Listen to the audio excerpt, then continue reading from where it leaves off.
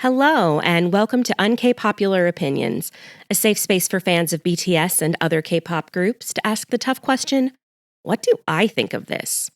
I'm your host, Ginger Nuna, and today, as promised, I'm revisiting ENHYPEN's album, Border Carnival. So before we dive into what I thought of Border Carnival after listening to it what felt like 5 billion times, I just want to touch base about some changes that I'm going to be making to the podcast, at least for the foreseeable future. So if you've listened to the podcast in the past, you've probably noticed my past episodes are very scripted. Kind of, I guess the best way I can think to describe it is serial, apparently, because I'm that old. So yeah, it was very scripted. Everything that I said, I had written down and really thought about what I was going to say. And in doing that, it was taking a lot of time to put out a podcast. Sometimes, of course, there's going to be time where it takes time to do research, like in our last episode about LGBTQIA artists in K-pop. Of course, that's going to require some research. Even opinion-based episodes take a certain amount of research. But I was taking a lot of time also writing out a script for what I was going to say.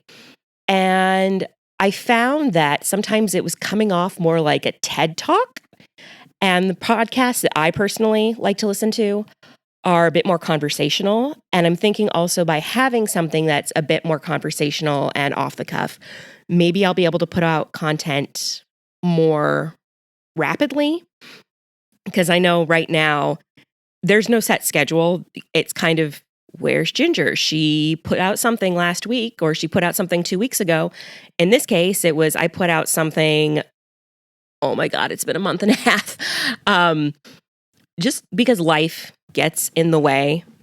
And I think a big part of having the podcast be so scripted was it felt like I needed to write out everything I was going to say. And that was really daunting and that was really exhausting. And I would get writer's block. And I'm hoping maybe with this kind of format where it's more conversational and off the cuff, it will be easier to share podcast episodes more frequently because I'm not sitting there going over, oh, what is a good synonym for this word? I already used this word. Should I use it again? And all the overthinking that I am prone to do in all of my life. Another reason I wanted to change up the tone of the podcast, at least for now, give it a try.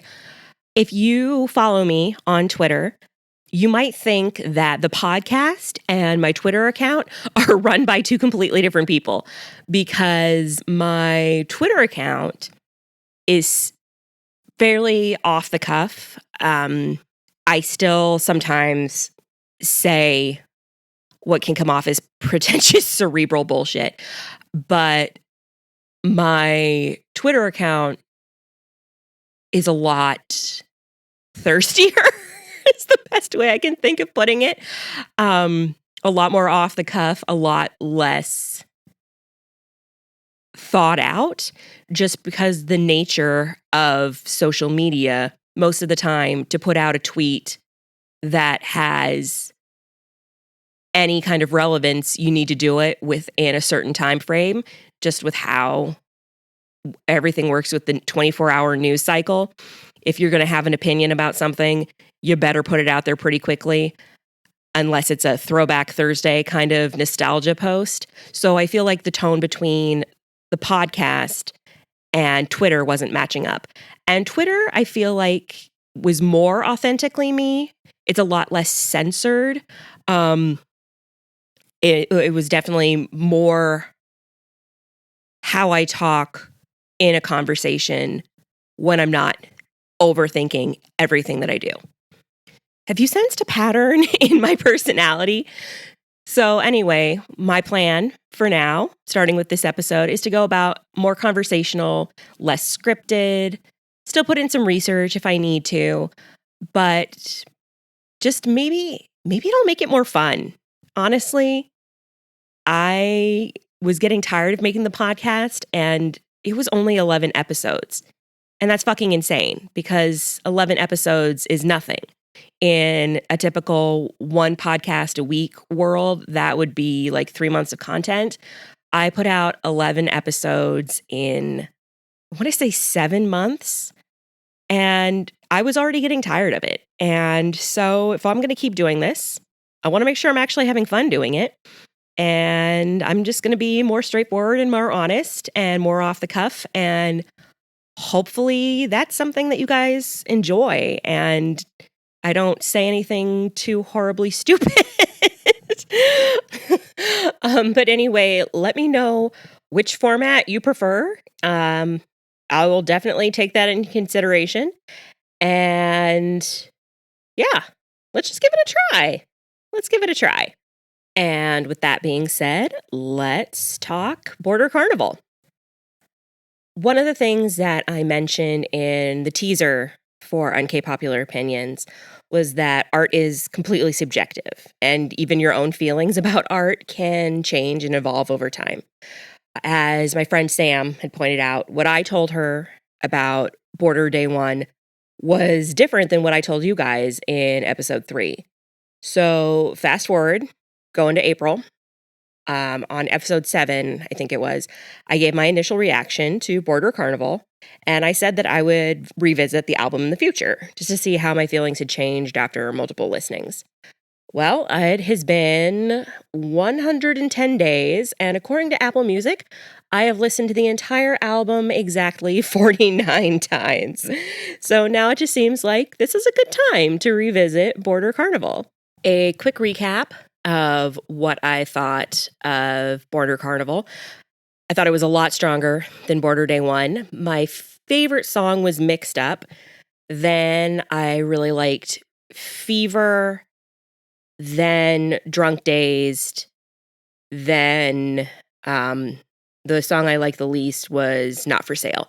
I'm not going to include intros and outros because they are not a thing that I would listen to if I weren't trying to actively listen to the album in its entirety in order.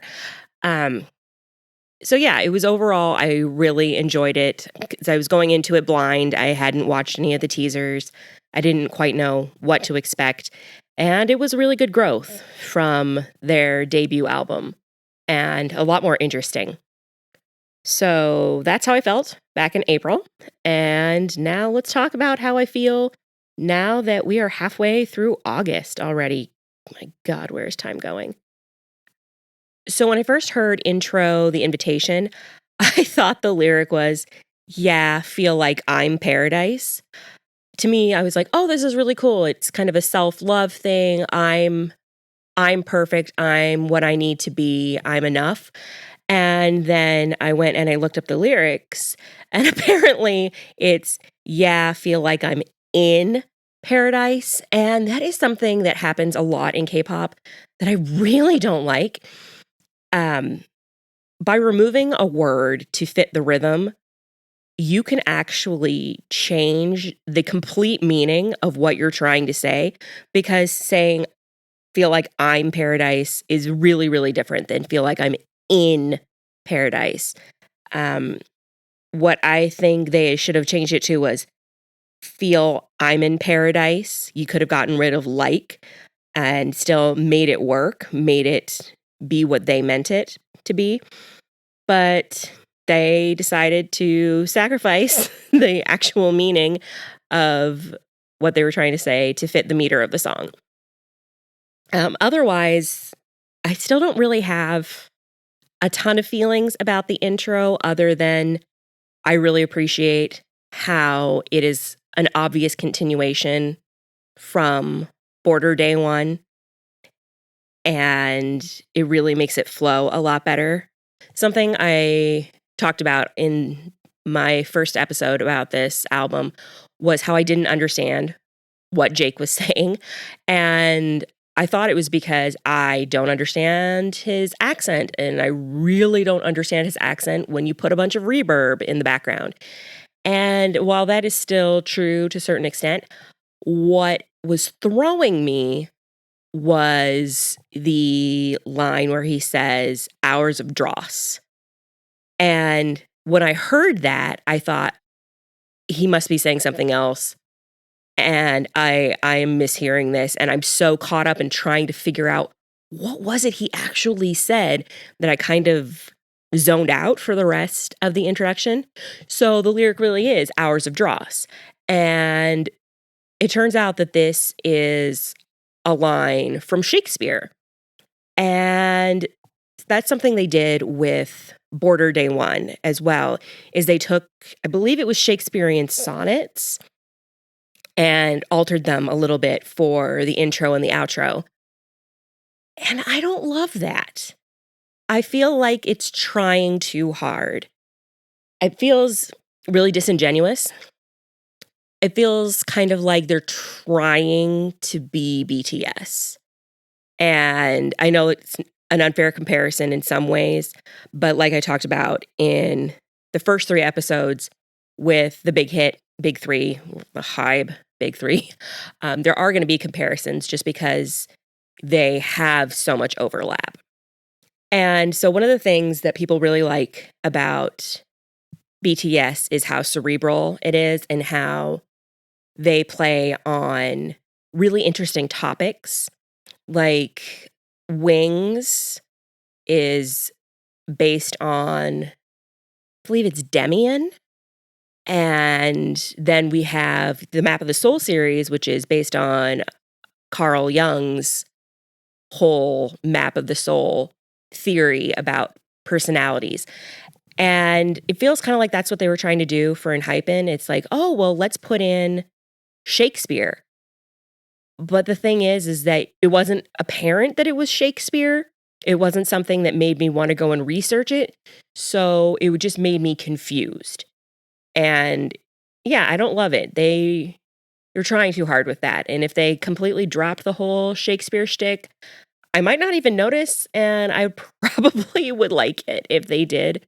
So we're not using words that no one knows the definition to. In fact, I don't even remember what dross means. I'm going to Google it right now. Dross, D-R-O-S-S. Dross, something regarded as worthless, rubbish. But whatever, it's one of those things where contextually I couldn't pick up on that. And I did pretty well on my SATs, okay? I did not know what dross was. So I feel like I kind of owe Jake an apology because I was totally blaming him for not liking this intro. But half of it was this weird leaning into Shakespeare thing that they're choosing to do. The other half was I just have this natural bias against Jake.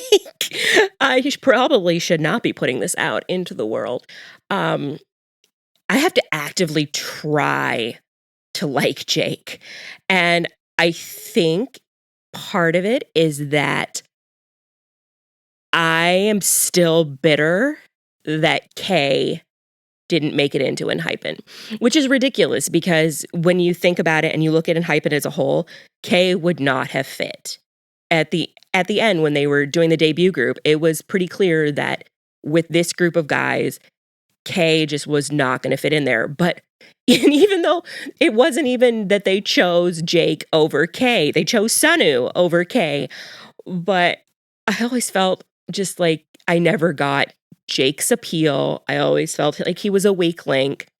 And it's only been in with the last couple of months where I'm starting to be like, okay, yeah, you're not completely useless. It's okay that you're here. But again, no hate to Jake. Glad he's here now. And oddly enough, half of that narration is actually Heesung. And I'm surprised I didn't catch on to that earlier, just because, of course, Heesung doesn't have the accent and his pronunciation is a lot more straightforward just because he is thinking harder. Heesung does speak English better than most of the members, but he still doesn't speak it as fluently as Jake. And I also think it's interesting that they chose to use Heesung over Jay. I have not heard Jay speak in English very much, and I really want to hear him speak in English. I know that he moved back he moved to Korea when he was, I want to say 9. So he spent over half his life in Korea. But I just want to know, is he just out of practice with English?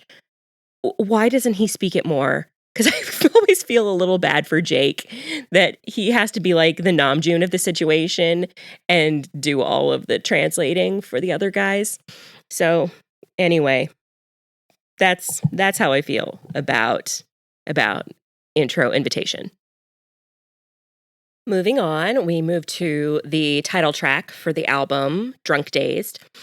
And I think what is most interesting about Drunk Dazed, after reflecting on it, is how they have a bunch of minors talking about drinking and getting drunk. And I know it's supposed to be metaphorical, but it's just really interesting because I feel like overall, HYBE artists almost go out of their way to avoid saying anything blatantly sexual, but it's fine to be like, oh yeah, you're drunk. And now you're going to go to an interview and you're going to talk about how it's like being drunk. And it's just funny because it's like, but this is a child who is not legally old enough to drink, but it's okay for them to talk about that. Sure. Okay, I guess. I think really my thoughts about the song itself haven't changed very much. After looking at the lyrics, I really did like how one of the lyrics was something like fangs glowing red, which is similar to Given Taken. So that they're really keeping with the storyline that they brought to life in their debut song. The music video, I loved the music video.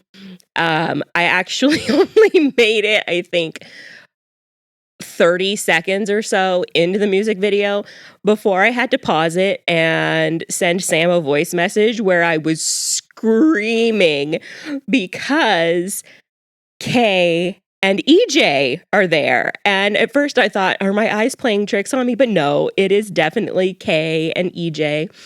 And for those of you who aren't familiar, Kay and EJ or Iju were contestants on Island with the other members of ENHYPEN. And Kay made it to the very, very end. EJ was a fan favorite who didn't make it into the second half of the show, but people loved that kid. And it was cool because HYBE, I think it's their subsidiary is going to be Big Hit Japan. It's still kind of ambiguous. They are debuting a boy group, and 3 of the members of this group that have been announced, 4 of the members. Ooh, sorry, Nicholas. I always forget Nicholas. He's just kind of forgettable. Can't say things like that. Oh my God, Ginger, people are going to crucify you. But 4 of the members of this group, they're going to be a Japanese group.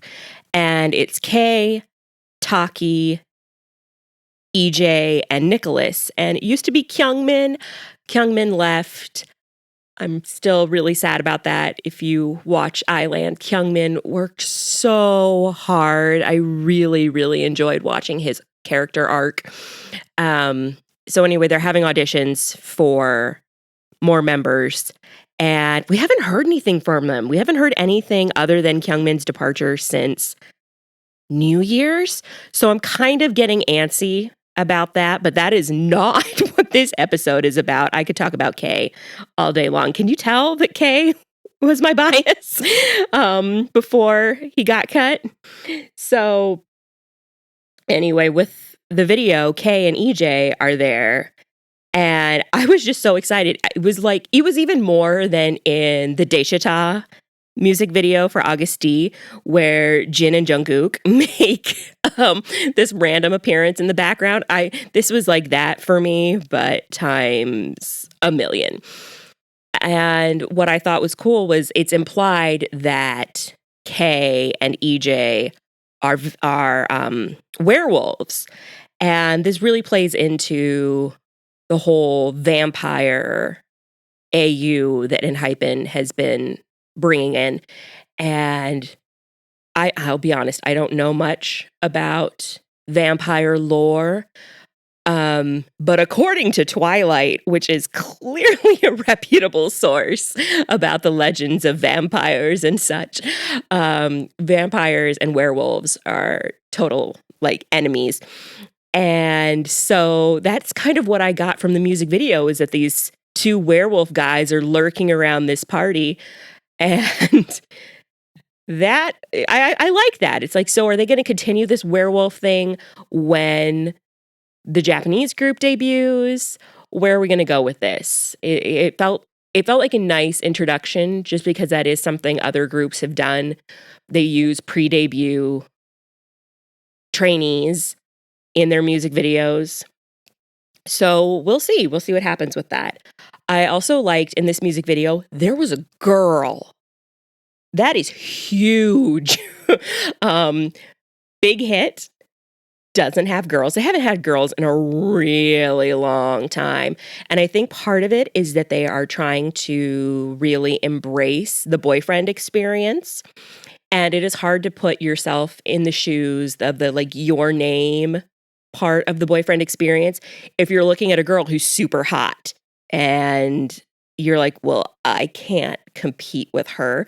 So I think that's why they typically keep girls away in BTS and TXT stuff.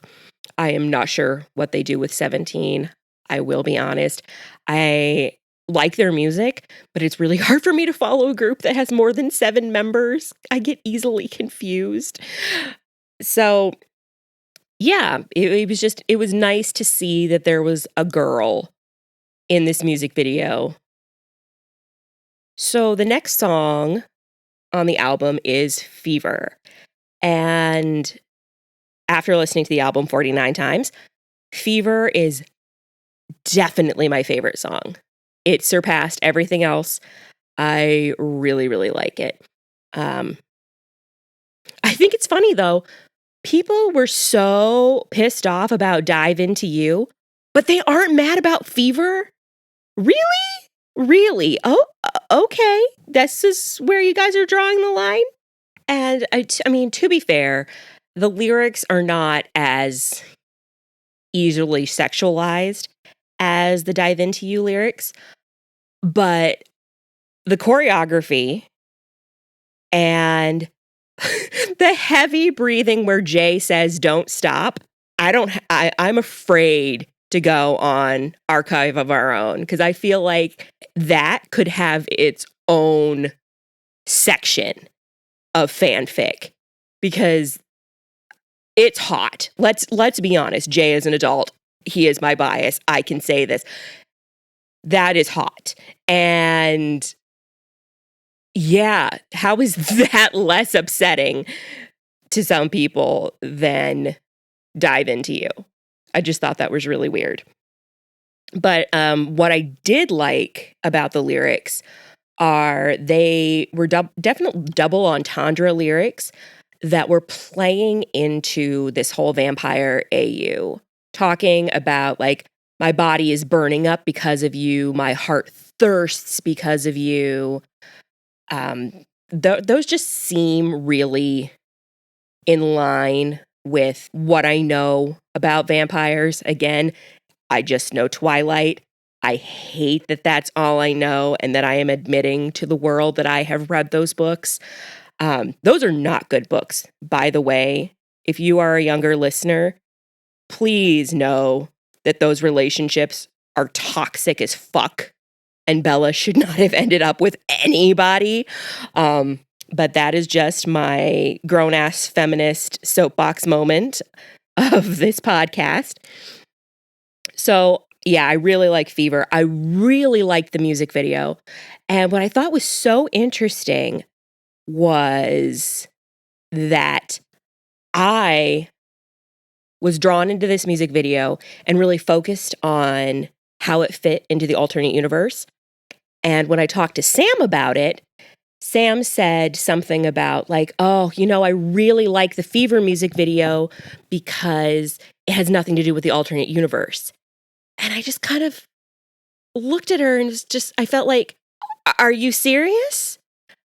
They are literally wearing the outfits that it's implied they were turned in. Like, those are the same outfits in the beginning when they're getting swallowed by, I don't know what that mist was supposed to be, but those are the same outfits that they wore in Drunk Dazed. When in the sequence where they meet, I feel like she's a vampire queen. Again, I hate AUs. I don't know what's going on in AUs, but I thought it was really interesting that Sam was able to watch this video and think it was a standalone thing. Meanwhile, I'm like dissecting, what does this have to do with when they were turned into vampires? So the next song on the album is Not For Sale.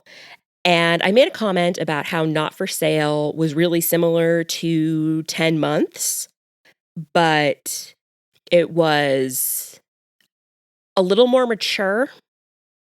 And it's also similar to 10 Months where it's using this metaphor to describe love. And I feel like this whole quote, like, "you're not for sale" line is this generation's version of BTS's 21st Century Girl. It's one of those like, "Oh, you're beautiful. You're not for sale. You are worthy." And the grown-ass feminist woman in me is just like, "No shit. I don't need you to tell me that." But then I remember this is not for me. And when I was a teenager, I still needed that validation, that external validation, preferably from attractive men, because I am heterosexual. I would have loved for a good-looking guy to tell me that I'm enough. And we should be telling girls that they are enough from a young age where they don't need to grow up and hear it from an attractive boy. But since we're not quite there yet, it's a good message to have. I'll take it. I'll take it as an empowering song. I also had this realization about 10 Months. So in episode 3, I think it's 3, when I'm talking about ENHYPEN's debut album, I reference 10 Months as being an Eggyo nightmare. And I still stand by that. But I realized what it is I didn't dislike 10 Months until I saw the choreography. The song itself doesn't bother me. And in retrospect, there's so much in TXT that is poppy and it leans in towards being Eggyo-y. Like, I think Popping Star is a really good example. I love TXT's discography. I think it is completely perfect. There are no skips. Musically, they are probably my ultimate group. And I think it's really funny that none of their songs give me this Eggyo cringe moment. And I realize that's because I've watched fewer performances. And I'm probably going to continue to watch fewer performances because, as you know, I really don't like Eggyo unless it's being done in a like self-deprecating, cringy, I hate this kind of way. So shout out to Heesung. You always come through with this for me. The last song on the album is Mixed Up. The title in Korean is Suddenly. And I really do like this song. It's probably now my second favorite song on the album. It switched with Fever. And it's one of those songs, it pulled a BTS. It sounds super sexy, but it's depressing as hell. It's super depressing based on some of the lyrics. Here, let me give you some examples. And honestly, truth be told, I could probably read the English translation for the lyrics, the entire song,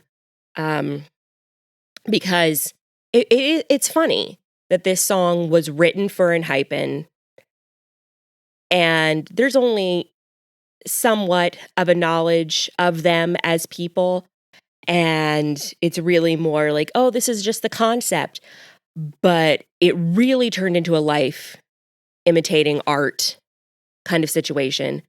So like the refrain is, I become the center of provocative gossip.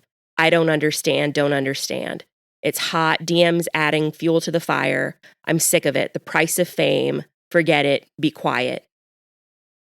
And the very first verse, they can't leave me alone. A notification just popped up. I wish for a world that's quiet all day long. And I just think that this is so interesting because if you are an Engine or you follow ENHYPEN at all, the last few months after this album release has been really hard for them. It's been really hard on the members. Specifically, there have been a few controversies involving fat shaming. People feel like Sunu is often ostracized and fat shamed. Specifically, there was a comment that Nicki made in one of their videos that made a lot of people really upset and feel like Sunu was being fat shamed and picked on. And then another controversy that came up was Heesung saying the N-word. He was singing along to a SZA song in the background of a video, and he says the N-word. And I'm not going to weigh in on either of these controversies, especially the N-word one, because I'm white. I don't get a say in this. But the fact that they released this song, and it was a good song, and it was something that you could put to any K-pop group, honestly. But after all of these controversies that they've been going through the last couple of months, and there's been some genuine concern with Engine about how all of these controversies and quick succession, how they're going to affect ENHYPEN. Because there's concerns about their mental health to begin with, just because how stressful Island was. Sometimes when they talk about it, it almost seems like they have PTSD. And you have to remember how young they are. You have to remember how hard it is to be a trainee. And so there's just been a lot of discourse about how stable is this group? Are they going to be able to make it? Are they going to be able to survive all of these things that keep popping up? So Mixed Up, definitely lyrically, just feels super appropriate for ENHYPEN right now. I think the reason it was initially my favorite song was that it sounded like a kind of a mashup of two songs that I really like. The bass line is almost exactly the same as Pony by Genuine. And the chorus is really similar to Vix's Chained Up. So I think the reason I first was drawn to this song was that bass line and that chorus, because they are songs that I really, really like. But then, after listening to it 49 times, actually, I've listened to it more than 49 times because I like this song. After listening to it so many times, it's also the lyrics and knowing the meaning behind it and how stressed out these kids probably are. So, finally, wrapping up the album, we've got Outro the Wormhole. And I still think that maybe this outro is going to tie in, obviously, for the next intro for the next album. What happened with BTS and TXT is they often do things in a trilogy style. So I think it's safe to assume that that is what's going to happen with ENHYPEN. So I still think there's going to be some celestial, possibly otherworldly storyline for the next album. My theory is that maybe it's an alternate universe where they didn't join ENHYPEN, where they were able to have completely normal lives. They were just 7 normal boys and young men. And maybe that's where we're going. It's kind of like going through that wormhole and going to a complete alternate universe. And the alternate universe for this K-pop group would be not being a K-pop group. Sam's theory, when we talked about it, was maybe this was an alternate universe where K made it into ENHYPEN. And I honestly don't think that's what it's going to be. I would like it, but I don't think it's what's going to happen. In some ways, it would make sense to have a little bit of crossover with the Japanese group, but I don't think that's the direction it's going to go in. But who knows? I'm assuming, based on how things have been going with ENHYPEN, we're probably going to get a comeback in October. That's my guess. October, November. We'll see, just because TXT is doing a re-release next week. Ooh, is it in a couple of days? Oh, I'm so excited. And then BTS has been oddly quiet other than Butter and Permission to Dance. So I think we're probably going to have ENHYPEN after a BTS comeback. And who knows what's going on with the Japanese boy group? I really need some updates. I really need to know. Luckily, there was a sighting of definitely Taki, and we're thinking EJ and Nicholas, but they're harder to see just a couple of days ago. So at least I know they're alive. Unlike Daniel. If anyone knows where Daniel from Island is, please tell me. I adore that kid. I want the world for that kid. And we haven't heard anything about him. And he is one of those, like, you watch the show and it's like, he's going to debut. He has to debut. There's no question. Where is he?